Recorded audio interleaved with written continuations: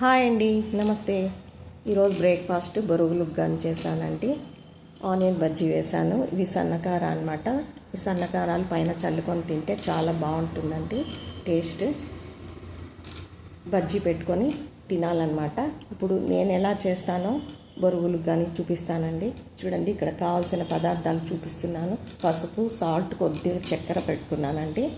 పోపు దినుసులు, వెల్లుల్లి, ఒక టమాటో, ఆనియన్, కొద్దిగా కరివేపాకు, ఒక 3 పచ్చిమిర్చి అండి. ఇది పప్పుల పొడి అండి. ఇందులో పప్పులు, ఎండు కొబ్బరి, కారం, సాల్ట్ వేసి కొట్టుకున్నానండి. చూడండి, ఇప్పుడు గిన్నె పెట్టేసుకొని అందులో ఆయిల్ వేసుకొని పోపు దినుసులు వేసేసుకున్నాను. తర్వాత ఆనియన్స్ వేసి వేపుకుంటున్నాను అనమాట. తర్వాత పచ్చిమిర్చి వేసుకొని వేపేసుకుంటున్నాను. రేపటి నుండి ఏదో ఒక వీడియో మాత్రమే పెడతానండి. 2 చేయాలంటే కష్టంగా ఉంది. మంచి టిఫిన్ చేసినప్పుడు పెడతానండి.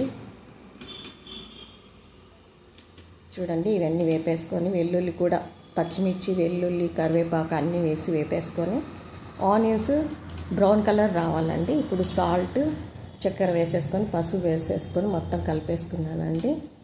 చూడండి, సాల్ట్ వేసుకొని కలుపుకున్న తర్వాతనే టమాటో వేసుకోవాలండి, లేదంటే సాల్ట్ టమాటోకి అంతా పట్టేసుకుంటుంది. ఇప్పుడు బొరుగులు వేసేసుకొని కలిపేసుకుంటున్నానండి.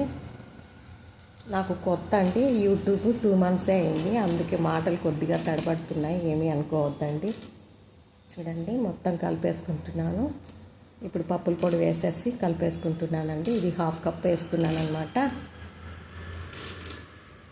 చూడండి, ఇప్పుడు కొత్తిమీర కూడా వేసేసి మొత్తం కలిపేసుకొని కొద్దిసేపు మూత పెట్టి మగ్గించుకోవాలండి.